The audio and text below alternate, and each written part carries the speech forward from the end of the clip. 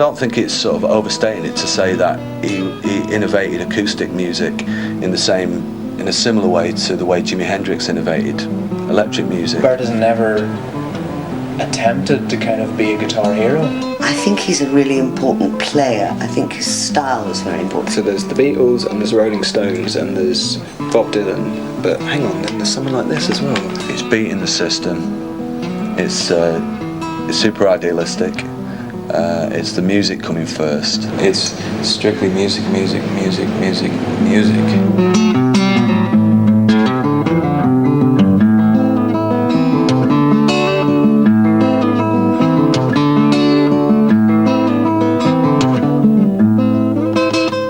That tune has had such an influence on the way I play guitar, and I think in my own way I've tried to write things like it. And it's only in the last year I've actually got to grips with it and learned how to play it.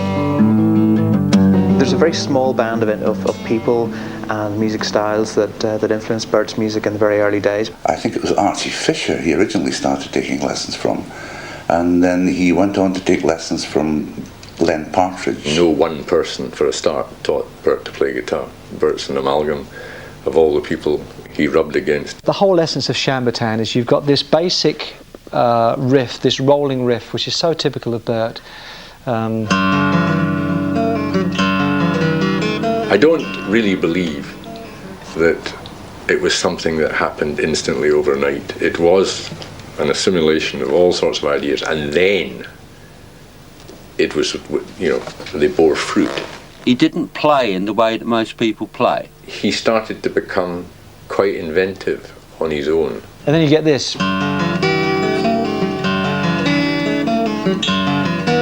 Like if I say to Robin D minor, right, he knows exactly what I mean. Bert just played it.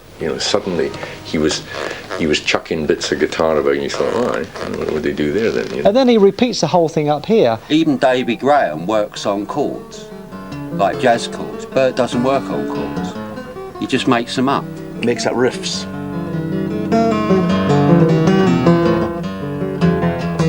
Bert had this very individualistic style of going underneath the string, rather than just playing it. He would actually go in underneath it and.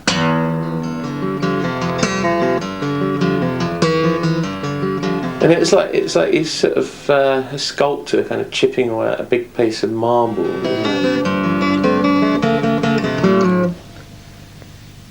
And it opens out there, it's like a flower. You'd hear him sort of playing the same kind of phrases over and over again. But he's able, with his music, to create this tension and release, which makes great music. As I got more into particularly Bert's instrumental stuff, I felt like this was someone who, I guess, is a true innovator. Because it's one thing to just sort of play somebody else's music, but it's another thing entirely to kind of turn it into your own thing. On Davy Graham's Great Angie, when you listen to David Graham play it, it's very crisp and very exact. You listen to Bert play it, it could almost be a different piece of music. You've taken all these disparate styles, like a kind of a jazzy approach, and with a bluesy feel, and in the sort of traditional idiom, if you like. One branch starts to go off to play folk music, and another branch goes off to play rock and roll. And Bert has gone right up the middle there, He's halfway between rock and roll. He's playing rock and roll to folk song. It comes out the other end as just something completely unique and unquantifiable in a way. I like Black Waterside. I think it's the best thing he's done. I hope that he plays other things at that standard, because that is a real masterpiece. One morning fair, I took the hair down by Black Waterside, wasn't gazing hard all around the Irish sky.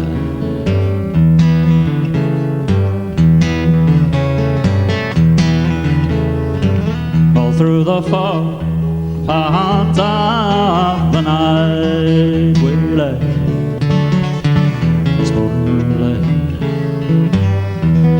young man arose and gathered his clothes. Saint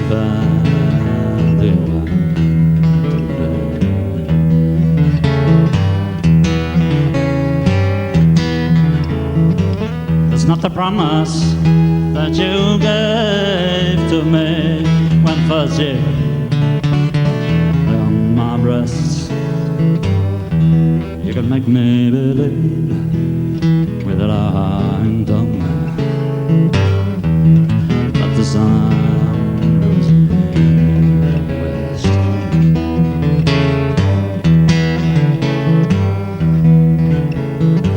Well, then go home now to your father's garden. Go home with your bill.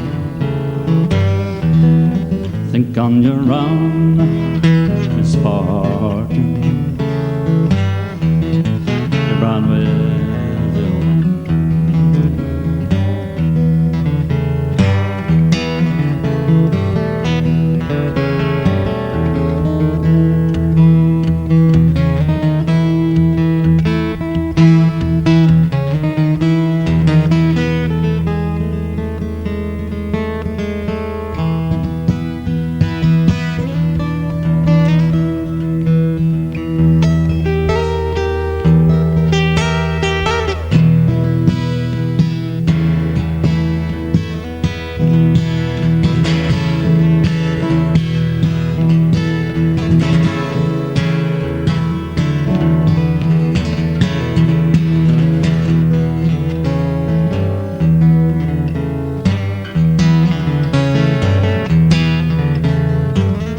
Morning fair, I took the head down by the water's eye, tossing, gazing hard all around me. The Irish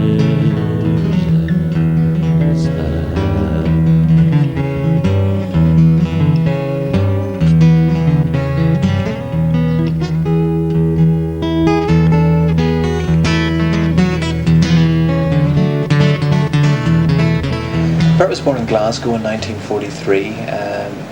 His father was a private in the army at the time, later involved in coal mining and various labouring jobs. His mother was later involved as a domestic cleaner and cleaner for various businesses around Edinburgh, which the family moved to shortly after Bert was born. I think in primary school, when I was about 7, the music teacher brought in a guitar, a classical guitar, and we were all allowed to touch it and play it. And that's the very first time I had seen a guitar. From that moment on, I tried to make one. Bert has admitted many times since that from that point on, he was obsessed with the idea of playing guitar and holding guitars and just the shape of them. Bits of the tables used to disappear. I think there's an important time and place situation there which explains a lot of his music. I think the main thing was that I didn't know my father. And if I've met him, I've only met him once.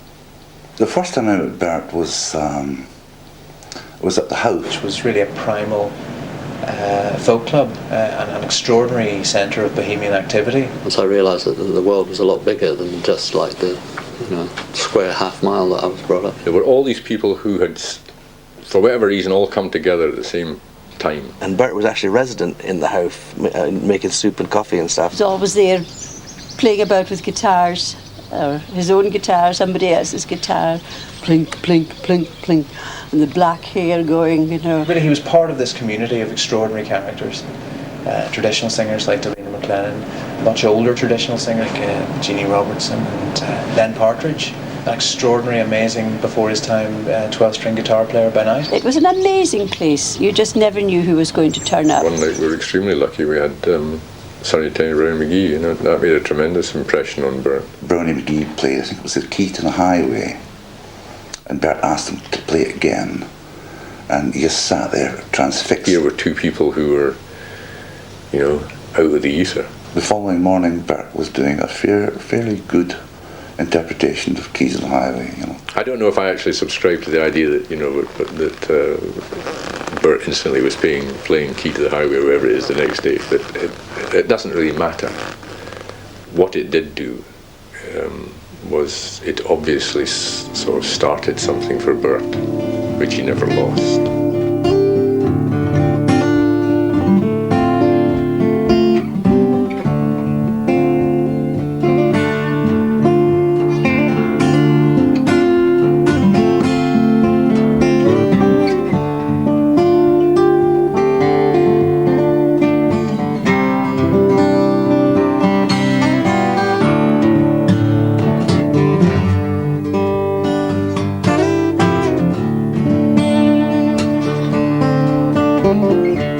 Once thought that I did know all about it.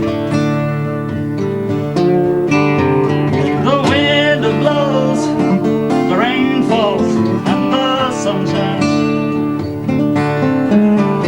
Don't you know the jug is running out?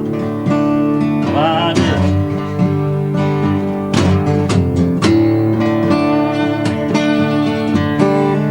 I know that I might die from poison. Invisible, hanging there in the sunlight. Don't you know that your freedom is running out? I did.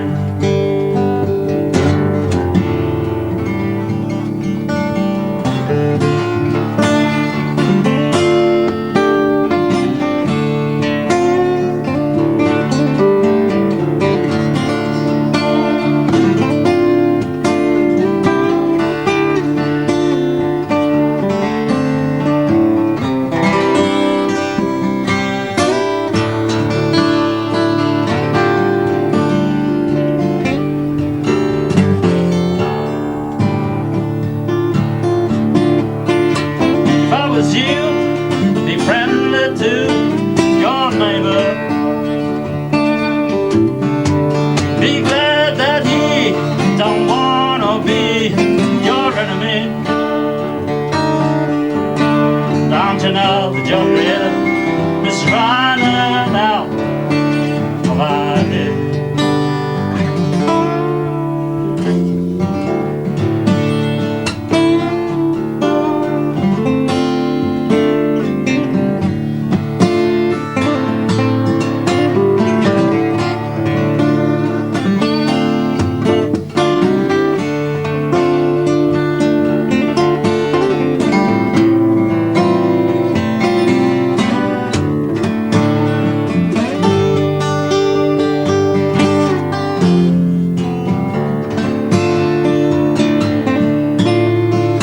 I know that I might die from poison. Invisible, yeah, hanging there in the sunlight. Don't you know that your breath is running out? I did.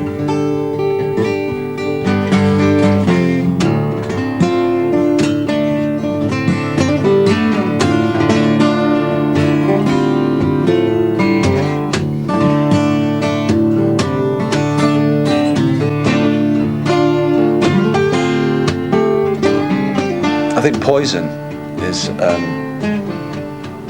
one of the best songs I've ever heard. You can copy what Bert does, but you can't write what Bert does.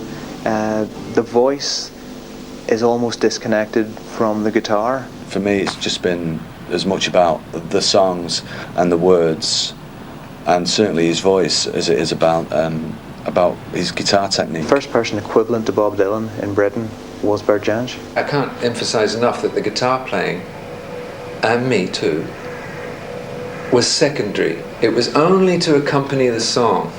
The voice is going over the top of the... Yeah. You had to work out descending bass lines, chords, top lines, maybe picking out melody, you know. And so you learned these things from blues as well, and records, and the great teachers of the records that we had. But when you got it from Bert, It was improvisational almost. It was fusion. At the time, it was, it was unique. Nobody had thought of it. Nobody in jazz was doing the sort of work he was doing, chordally, with dissonance, with hammer-ons and strange combinations of notes. But more importantly, nobody was doing those things with the kind of vocal phrasing and songwriting that he was doing. And anything in music is about shifting conceptions and surprising you. It's only the surprise element that makes it interesting. And this moves the normal, extraordinary folk singer out of the tradition and into the modern age. And examples of that would be When the Circus Comes to Town, the title track of his comeback album in 1995, which very, very few people would know is about crack cocaine dealing. Those kind of songs are great because, one, they're full of mystery, and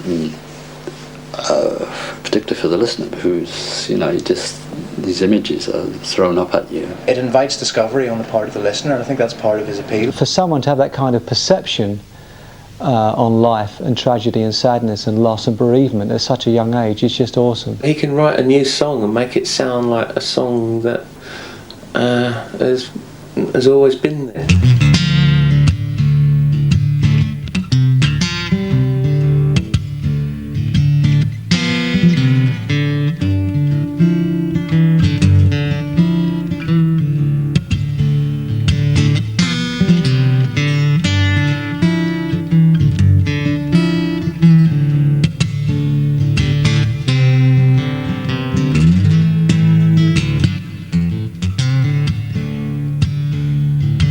Well, all I got is a dream to keep me warm, keep me from cold in the deepest dark on the lonely place. The storm I dream of it.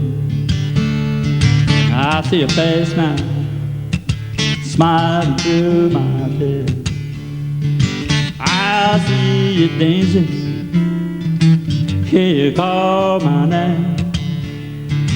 I feel your body, your heart beating so true. Burning down to there's a dream of you.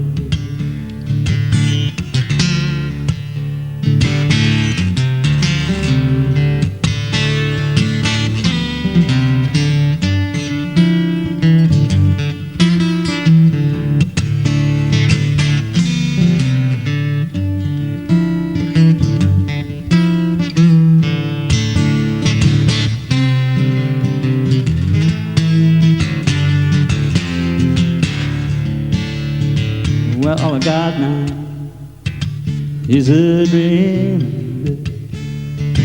to keep me warm, keep me from the cold in the deepest dark and lonely place. In the storm I dream away.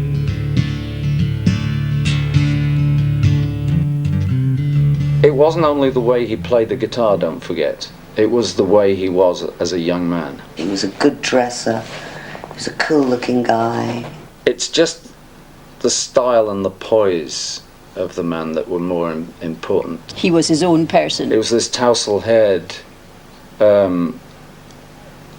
almost deadly secretive personality. I think it was a challenge for the young ones to try and penetrate this reserve of his. Words like enigmatic,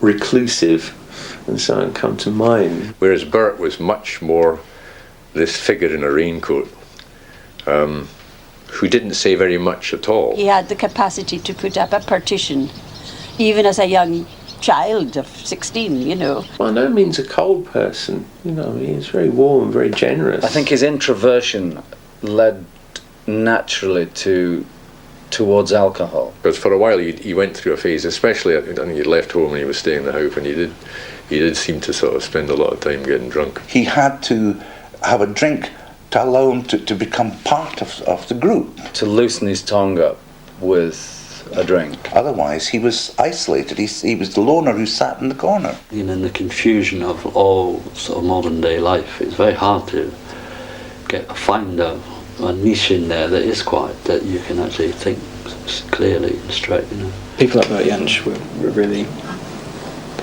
pretty important in me understanding that what I wanted to do here was be writing songs for the rest of my life. I think his attitude really comes across in his music, and certainly when you see him live, it's actually quite an inspiration. You come to a crossroads, there's a big road going that way, and there's a little track going that way.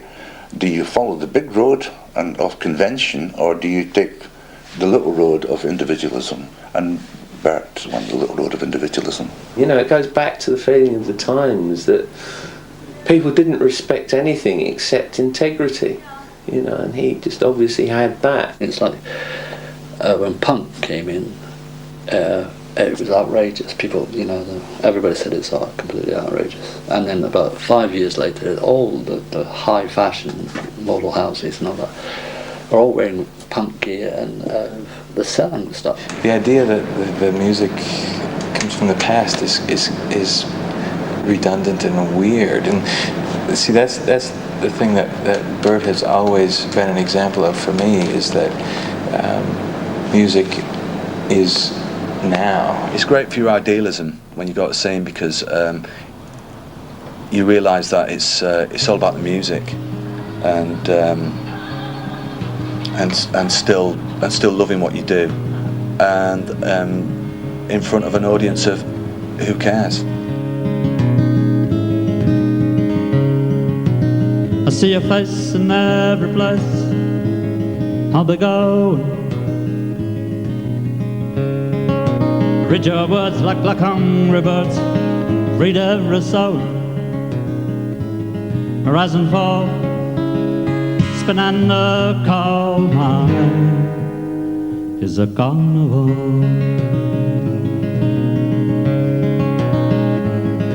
Sad music in the night sings a stream of light out of chorus.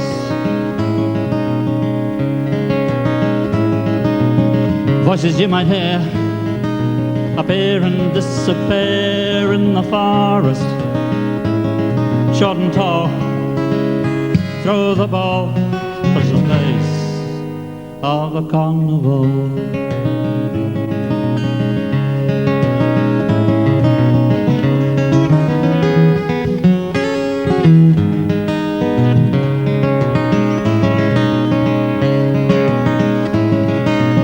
Stings of yellow tears drip from black wired fears in the meadows.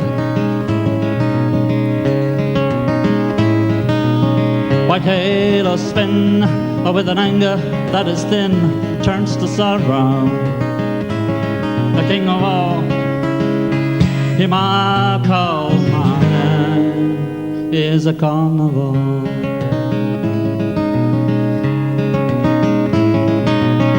Here there is no law, but the arcades of Penny Claw are hanging empty. The painted laugh and smile, the turn and of the style they did not envy. Where the small can steal the ball, touch the face of a carnival.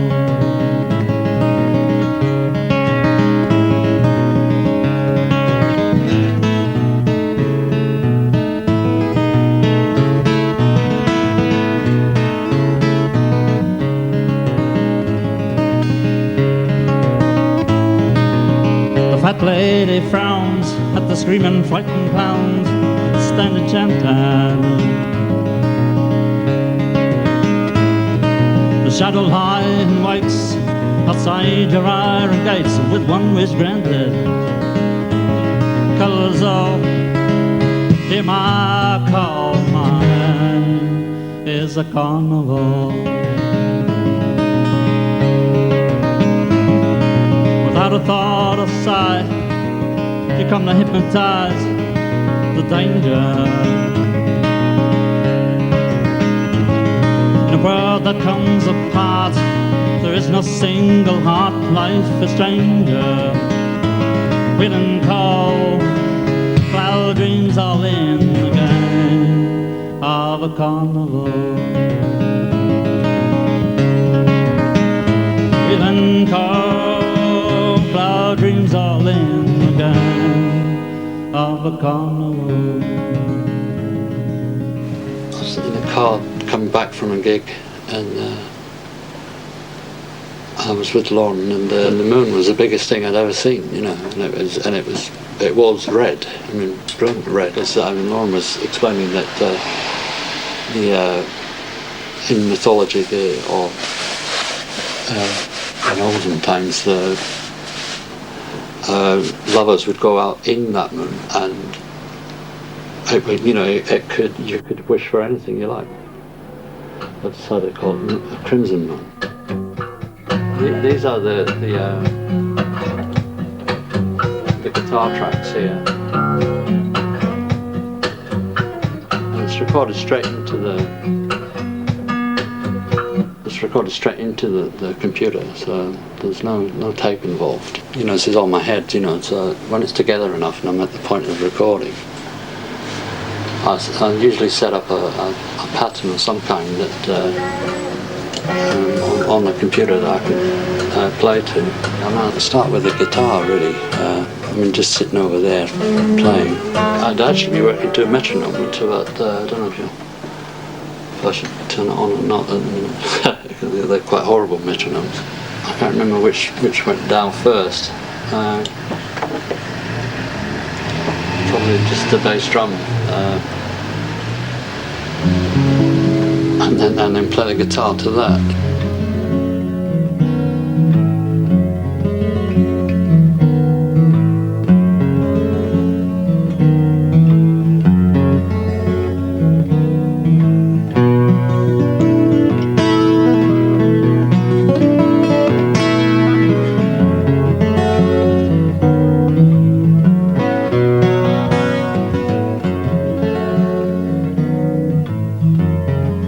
The early 60s is a time when we kind of accepted ideas of how you should live and what your ambitions should be, everything. We're all up for grabs. It was such a free time that the authority for those 10 to 20 years after the Second World War hadn't really come down on people in the way that they have now. We were all travelling without maps in the dark. One thing people say about Bert when he hit London was that he was fully formed. His impact was extraordinary. I think because he wrote songs. He seemed to know exactly what he was doing. The way he played a guitar I'd never heard before. I'd never heard that. He was just miles ahead of everybody else. There was a focal point for the acoustic youth of the mid-60s. Here he is playing in folk clubs in front of mostly a folk audience, and he's bringing all this stuff that they may not even have heard of, you know, but he's heard of it, and he's not only heard of it, but he's absorbed it and turned it into his own thing. How did this guy get to be able to do this when nobody else was doing it? But there was one record, like Mingus, right? And a few other things that Bert used to listen to a lot. And he would try to get bits and pieces of the way that, say, that sort of particular kind of American 50s jazz was constructed, and he would try to adapt. Up until that time, most people were trying to play a bit of blues and finger picking. And Bert had gone way into another stage. He was inventing new music. I don't know that it came out particularly in the lyrics he wrote, but it was absolutely implicit in the music that he played. You know, he just ignored boundaries. He was seminal. It wasn't just the playing. I think it was just the perceived depth. It was like looking into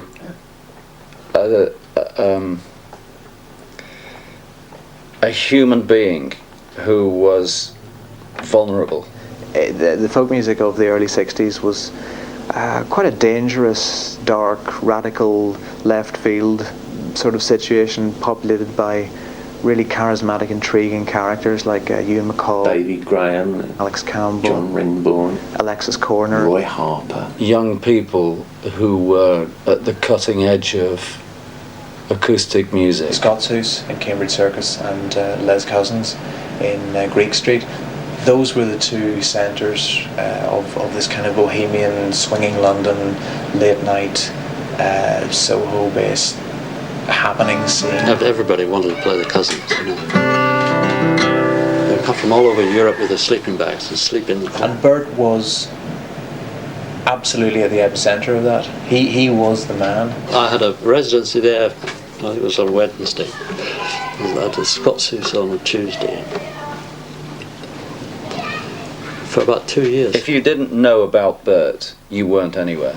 It was like going to Glastonbury, you know, buy a ticket for the weekend. People like John McLaughlin and Jimi Hendrix and Eric Clapton and so on, all dropped into Les Cousins, you know, at 3 in the morning after their gig at the Marquee or whatever to jam. It was the most glamorous scene in London in a way, I always thought. People like Jimmy Page, who was a session man at the time, Paul Simon, who was a singer-songwriter. All these people and you know, many more would see Bert Jansch in concert in you know, it's at 1 in the morning in some smoky little cellar in Soho and be inspired.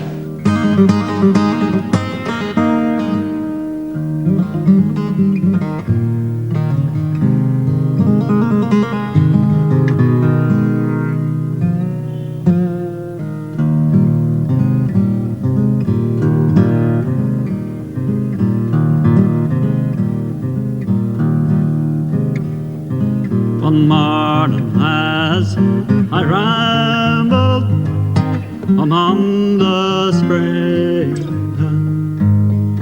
I overheard a young one converse with rain a day.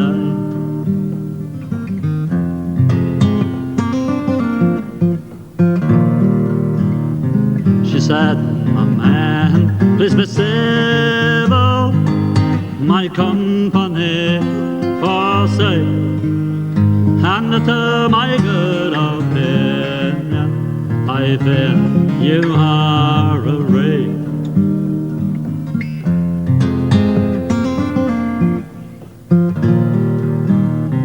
Oh no, my dear, I am no wreck, but cast out and made a thief, and I'm searching for concealment from the judge's man.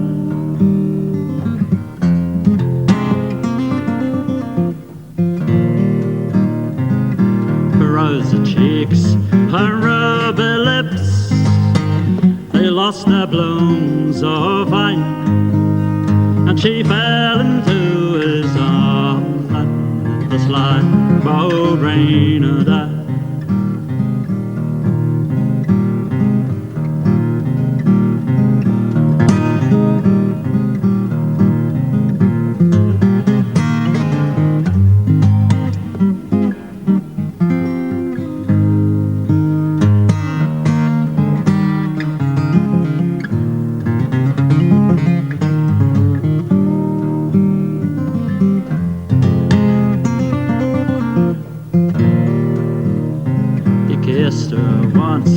He kissed her twice till she came to again, and modestly she begged him, "Pray tell to me your name."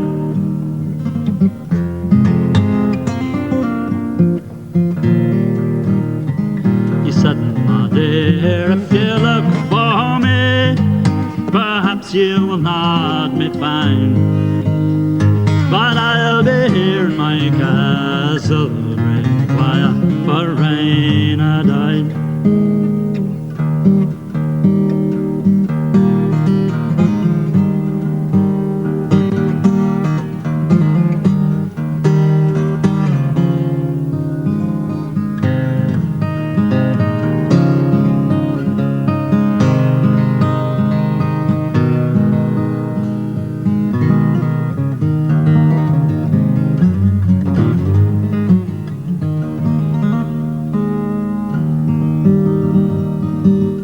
By the time the Pentangle formed in early '67, Bert had been on the London scene for about 3 years. Playing music which we like, which derive from all sources, jazz, definitely very rhythmic music.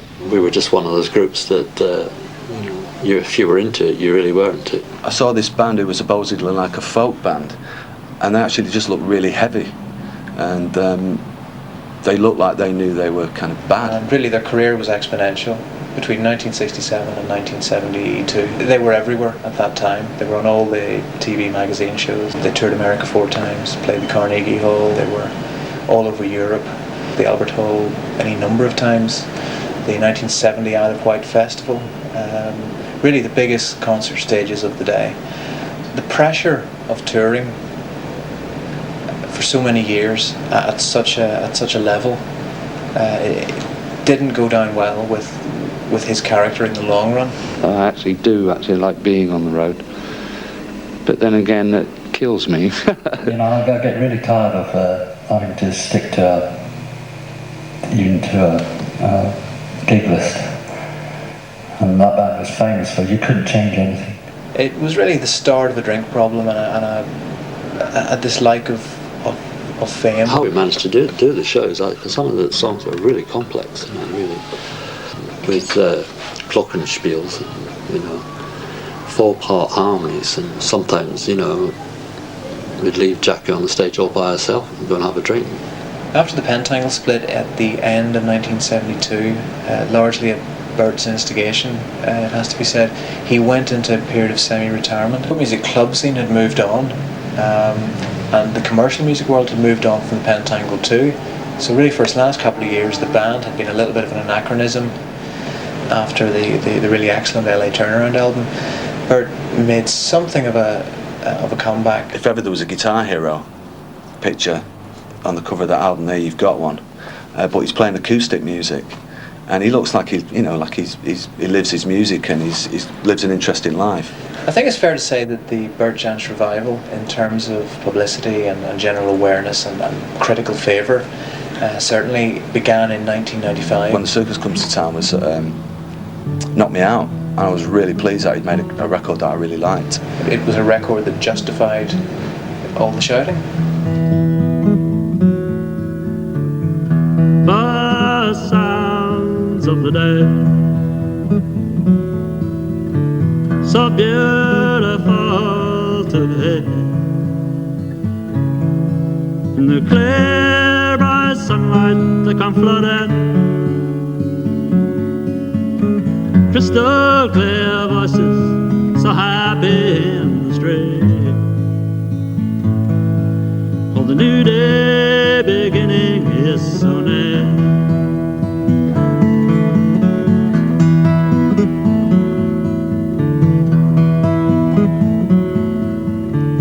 My restless heart's never still, turning and tossing through the night. Thoughts running wild in confusion, people and places all jumbled in my mind. Oh, the new day beginning is so near.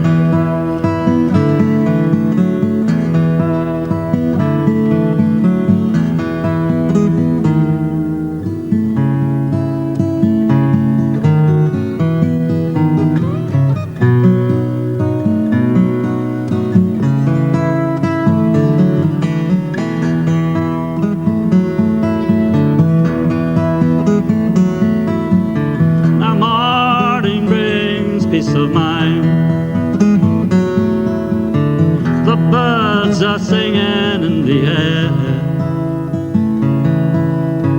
Gone are the nightmares are running, the fear of the darkness has vanished with the light. Oh, the new day beginning young and fair. Yeah, the new day beginning young and fair.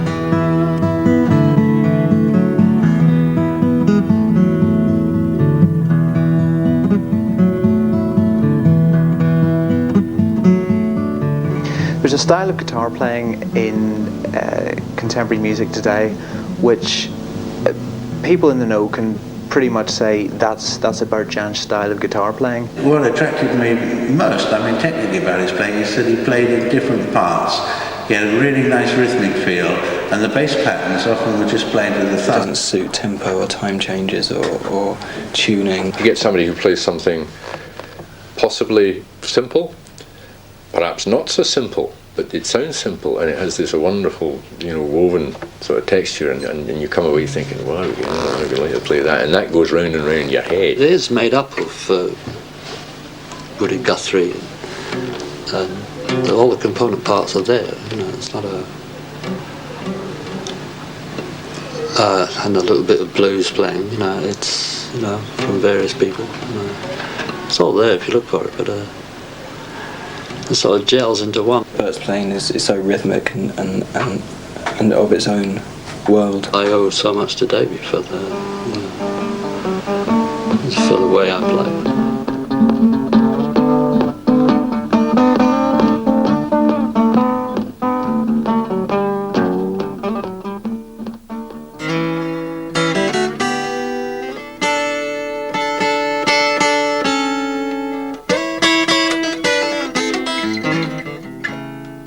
He doesn't treat the guitar with too much respect. Just using a lot of emotion and verging on violence. And it's something that he can be expressive with. Yeah, as technique goes.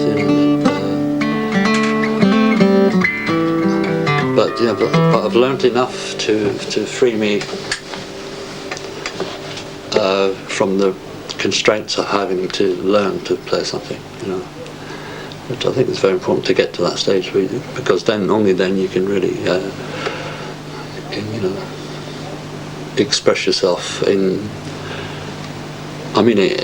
Not just play by numbers. You can actually be angry, or you can be sweet and lovely, whatever, and you can do all that on the guitar. I was expecting kind of trad folk music, and the sound I heard was instantly blues and kind of jazzy progressions with this total one-man band approach. It just sounded like a one-man band to me. There are people, and Bert's one of them, where it is actually an extension of in here.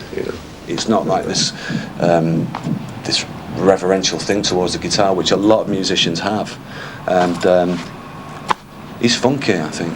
I think the reason why Rosemary Lane is such a special record is to do with the time and place of its recording. Over about 6 months in 1970-71, really at the height of his international touring schedule with the Pentangle, and yet in the midst of all that chaos, all the the heavy schedules and the big concerts and the heavy drinking that was going on in that period, he produces an album which is quite breathtakingly tranquil, purely guitar and vocal, really a very serene, almost timeless quality to it. When I was in service in Rosemary Lane, I won the goodwill of my master and dame, till a sailor came there one night for to lay, and that was the beginning of my misery.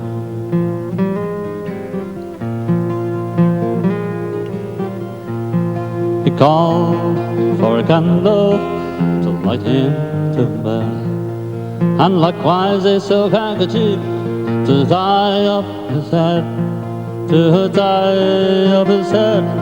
Sailors will do, and I said, my pretty Polly, you don't do.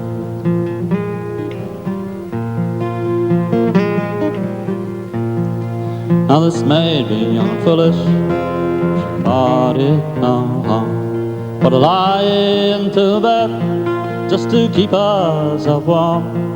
And what was done there I'll never disclose, but I wish that short night had been 7 long years.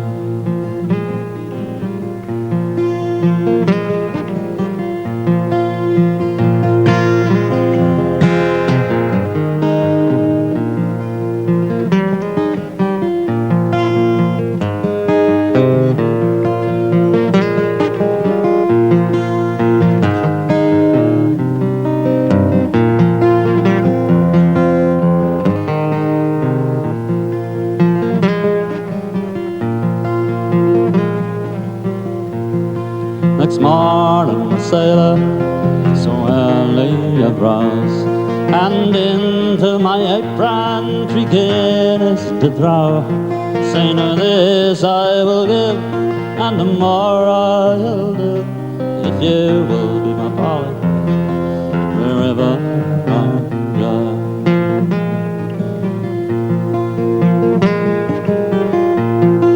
Now if it is a boy, he'll fight for the king, and if it is a girl, he will wear a gold ring. She will wear a gold ring, and a dress all aflame, and remember my service in a rosemary line.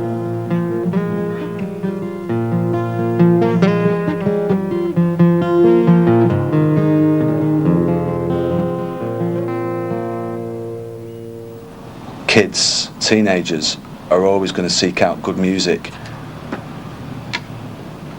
from whatever period. I'm just a guitar player. That all the stuff I learned from other people, you know, and that's all it is an amalgam of all those things. Then you see something like Bert, and you see all this slapping going on, all these kind of, you know, when I was watching him here today, and I was seeing all these weird things going on, and I was thinking, you're making it up as you go along, aren't you? Grab the moon, yada yada morning, blue black sky. Tell me why she doesn't, baby, she drives me wild. Little child, standing on the edge, she wants to learn to swim. She looks at the water, but she won't dive in. Stuff that's genuinely soulful in whatever idiom it's in kind of shoots through the generations like an arrow, really. And there's always something brilliant about somebody who's got a really minimal attitude to music or any art form to come along and say this piece of white paper. She's like a new spring flower, come out to play in the garden of Eden. She brightens up the day, but does she know it's coming? Frost is on his way. Oh yes he is. Gonna hide little girl from his ice to stare, run back to the summer, he won't catch you there. There's a moon,